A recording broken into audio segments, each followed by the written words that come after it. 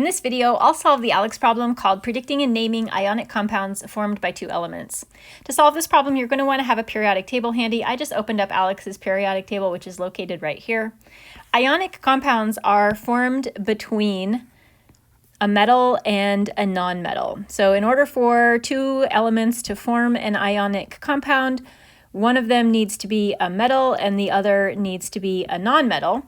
So to answer this first question, does it form an ionic compound, we're going to begin by classifying each one of these elements based on their location on the periodic table. I really like ALEKS's periodic table for this classification because it uses a really nice color coding system where the metals are in blue and the non-metals are in yellow. So for the first problem, we have bromine, which is located right here. That's a non-metal. And we have cesium, which is located right here, which is a metal. So yes, this is definitely going to form an ionic compound. If an ionic compound is formed, our next job is to write the empirical formula of that compound in this position. Now, when we're writing the formula of an ionic compound, we always write the cation first, followed by the anion. That's just convention. The cation is the positively charged ion, and the anion is the negatively charged ion. Also, to write the formula for an ionic compound, we need to know the charges of each one of these ions. Now, I've got a trick to help you remember the charges of these ions based on their locations on the periodic table. All of the elements in the first column on the periodic table form +1 ions. That's cesium, that's what we have. In the second column, the elements form +2 ions. We're going to skip these guys down here because they're not very predictable. These elements form +3 ions. We're also going to skip this column because they do kind of weird things. The next column we have -3 and then -2 and then -1 and skip the last one. Don't worry about the elements in these columns. I don't think that they show up on any of this particular ALEKS problem. Same goes for these guys down here. I haven't seen any problems that use these elements, or these elements. Okay, so since we have cesium located in that first column with a +1 ion, we know that that is a +1 cation. And our anion, bromide, is in the -1 column, so we know that it is a -1 ion. When we're coming up with the empirical formula of the compound, we want to combine these ions in quantities that will overall cause the total positive charge to be equal to the total negative charge.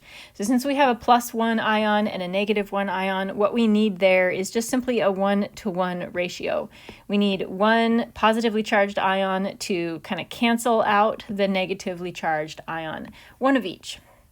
So that is our empirical formula, CSBr. And then last but not least, we need to give the name of the ionic compound. When we name the ionic compound, we name the cation the same as the name for the atom.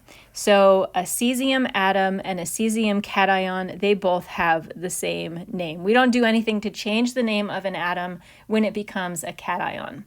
For an anion, which is bromine in this case, we drop the ending of the anion's name and we replace that ending with "ide." So instead of bromine, it is bromide. That is two words. There is a space in between the two of them. Nothing is capitalized. Cesium bromide.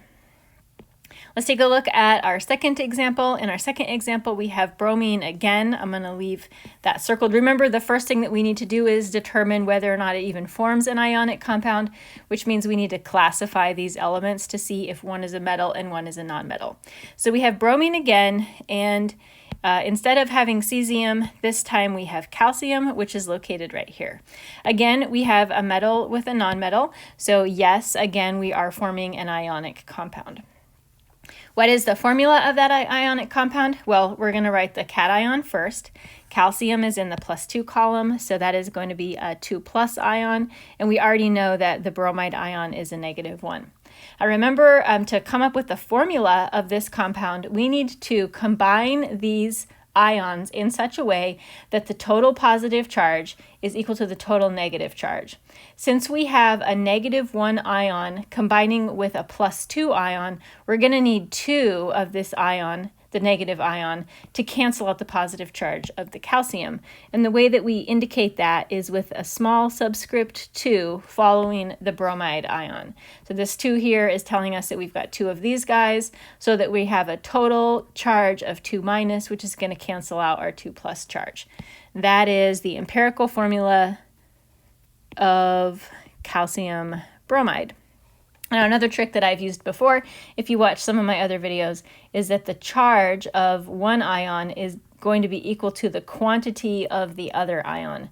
The charge of the bromide ion gives us the quantity of the calcium ion. That's pretty handy.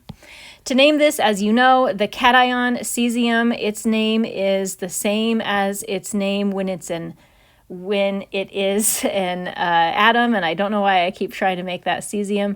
This is calcium.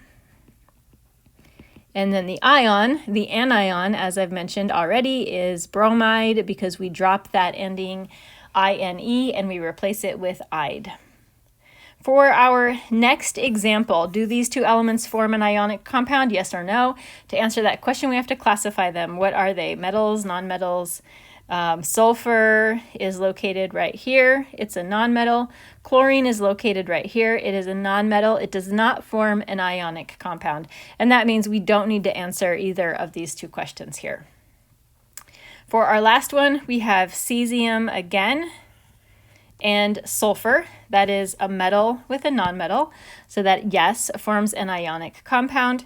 We've already identified the charge of cesium is +1. We can see that sulfur is in the 2- column, so that is a charge of 2-. We need to combine these ions in such a way that the positive charges equal out the negative charges. The charge on the sulfur tells us the quantity of the cesium, so that is CS2. The charge on the cesium tells us the quantity of sulfide, that's just S. So CS2S is the empirical formula. To name it, we're going to name the cation first, and the name of the cation is exactly the same as the name of the atom. And then we're going to name the anion second. Remember, we're going to drop the ending off of the anion's name and replace it with -ide. So this is cesium sulfide.